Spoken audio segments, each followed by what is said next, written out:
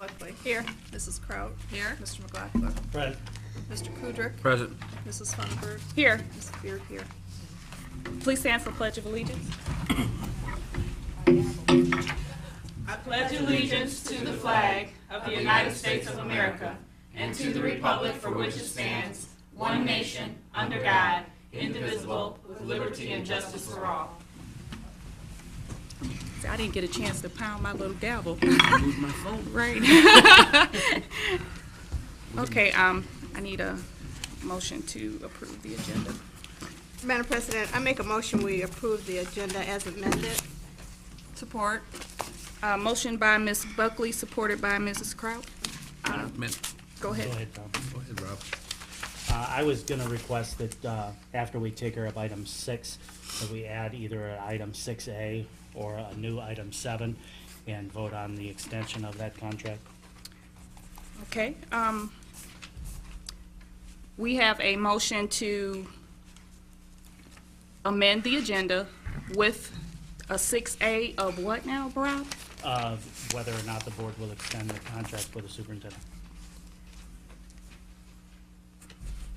Last year, it was voted on at the same meeting. Well, it was brought up on the floor in the same meeting, and it was tabled after lengthy discussions. Madam Chair, I just have a question. Yes. Do we have, tonight is just for the evaluation. It The was piece- just for the evaluation. But the piece to, don't we need to have conversation before we bring up the superintendent's contract? We do. As I long as totally the agree. vote's by the end of the month. Right. Right, which we And we still have to- have we a have to regular do- session.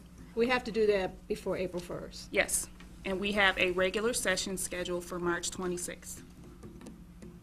So is that the day we're gonna do it then? To do what? The contract renewal? No, today was for the purpose of the superintendent's evaluation only. But what day is gonna be the contract? The contract, we can have that on Monday's agenda for March 26th. That's fine. So we're gonna put it on March 26th then? Okay?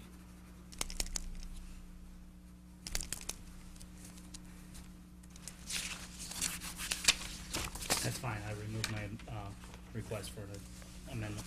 Okay, thank you. So the agenda as stands, moved by Mrs. Buckley, supported by Ms. Kraut. All in favor? Aye. Opposed? Okay. Motion carries 7-0.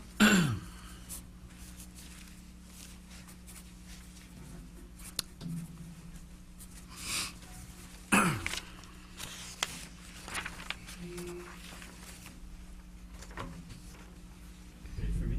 Yes, I'm sorry. Go ahead. All right. What we had in mind for this evening, the second official board budget discussion, was a brief recap that Sherry's going to provide of what we talked about last time on February 8th. Also, a review of the variables, the budget variables that may change between now and the end of the year. That's very important because there's a reason why we wait till as close to the end of the year as possible to approve a budget, because a lot of things change. And then C, a brief review of the recommendations that the board approved for 2011-12, this current school year. D, which is a real important item I want to spend a little time on with the board tonight, the creation of a decision timeline. So we're kind of going to work backwards. We know that that our budget has to be approved by June 30th. Our regular board meeting is June 25th. Working backwards from there, I'll give you a draft of what we think should be our decision timeline. And of course, that's subject to change based on input from the board. Another thing that that we talked about, item E, are there some places where we need to look to save money where we haven't really looked before? One of those might be streamlining some of the systems that we have in place. Danielle and I talked about that last week. And of course, we want to open the discussion to any other areas that maybe you thought about that we should be looking at. And then finally, item F, Sherry's going to give you an update on our property appraisals, vacant land, vacant property that we have that we could put on the selling block. Okay, with that said, any questions before we get into it? No. Nope. Okay. So again, it's just a recap of what we talked about a few weeks ago. Actually, it's probably been longer than 2 weeks ago. we're looking at a budget shortfall for 2012, 2013, just shy of $3 million. It's about $2.9 million. That does include around 960-some thousand of fund balance from 11-12 carried over to the beginning of 12-13. How much is that again? About 960,000. Now, typically that number will get better as we close out the year. We've got several months left on budgets in terms of supplies and things. If buildings don't use them, it goes back into the pot to be allocated out next year. But it becomes part of the general fund. This budget's assumptions are predicated on the loss of 200 students. It does include a stable foundation per pupil, and again, that number is $8,392 per FTE, blended count. What is the FTE again? I'm The sorry. FTE is, I can give you that. For next year, with a 200 reduction, we're looking at 3,141 is the blended number. Remember, now they take 90% of September's count and 10% of February's. So if you take those two factors, the 90% and the 10%, depending on which part of the year, and a 200 student drop, we're at 3141. Right now, if you looked at that blended count, we're at 3343. The MIPSR's rate is 23.74. With Mr. McLaughlin's help, I've revised our taxable value slightly. It didn't make a big impact from 10% to 7%. It includes the non-homestead. If you remember, our non-homestead now goes back up to the 18 mills with the last election that we had for non-homestead. It doesn't include any Michigan Tax Tribunal cases, and again, due to the fact that they're so unpredictable in timing, I don't like to include those in the budget. But the bottom line is it helps out at the end of the year. They're actually considered revenue that we're due at some point. It's just a factor in when we're going to get it. This budget does include the passage of the hold harmless millage that will be on the May 8th ballot, about $2.1 million of revenue for us. With the loss of 200 students, we're estimating a loss of teaching staff by 7. It includes a 10% increase in insurance costs, around $550,000 for the year. I already mentioned the retirement rate. It's equatable to about a couple $100,000 of what we're paying right now at 24.46. It does include a $180,000 line item for the replacement of computers in the kayaks at all the elementary buildings.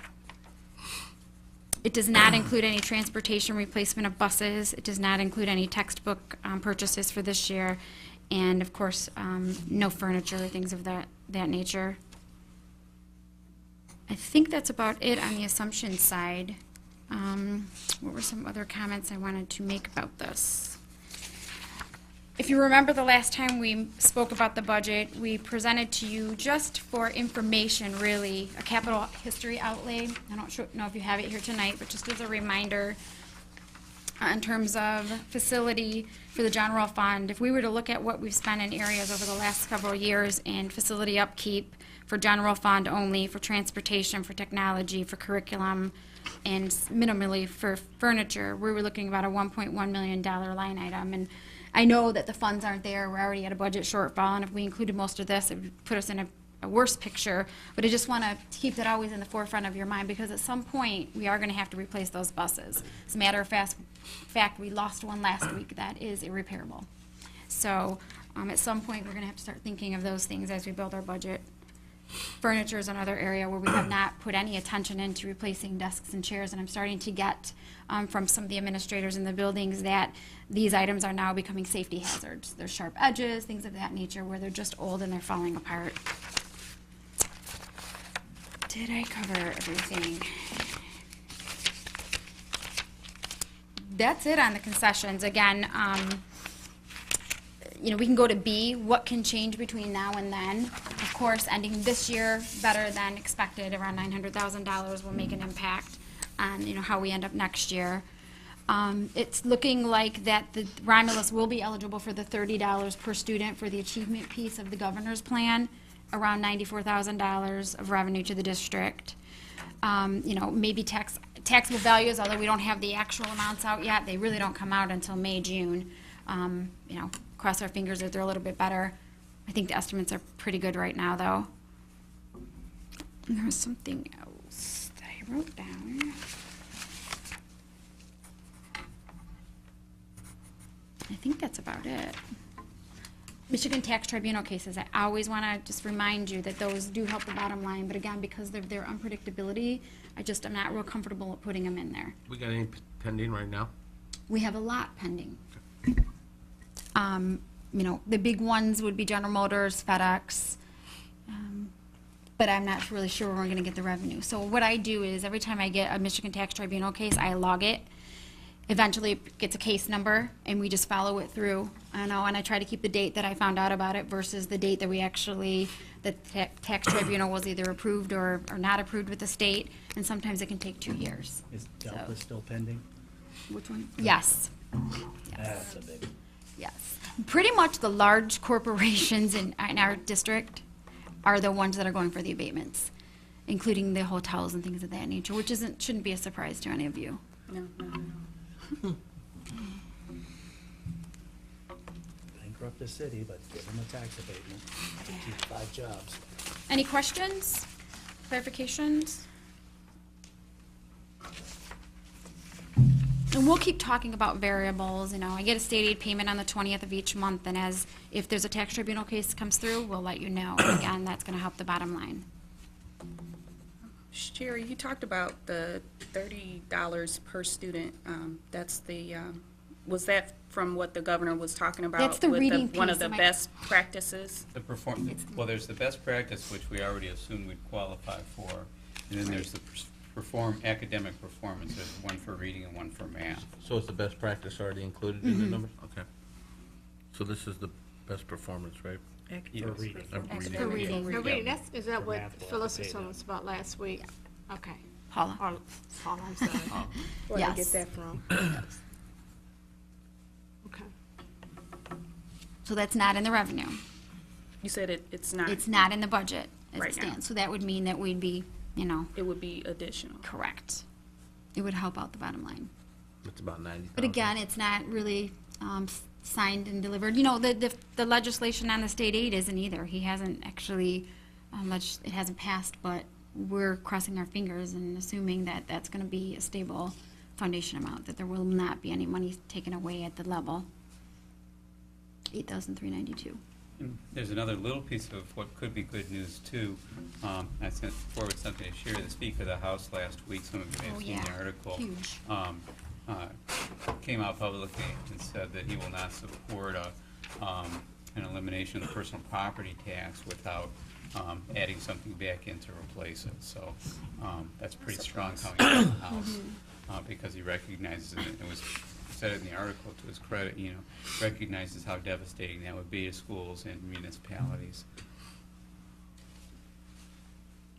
So moving on to Part C, review of recommendations. Last year, after many, many long and sometimes heated discussions, the board approved a $5.6 million budget reduction package on June 27th.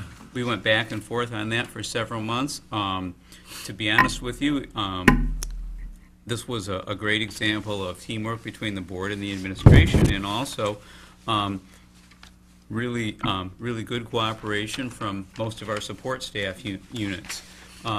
Just to summarize, I'm not going to go through the whole thing unless you have specific questions, but again, the result was $5.6 million in cuts. Some of the high points, about $2.3 million of that came from employee concessions in health insurance, unpaid furlough days, reduction in sick days, elimination of COLA payments, some layoffs. We also saved money on changing the funding source for the supervisor of grants and curriculum.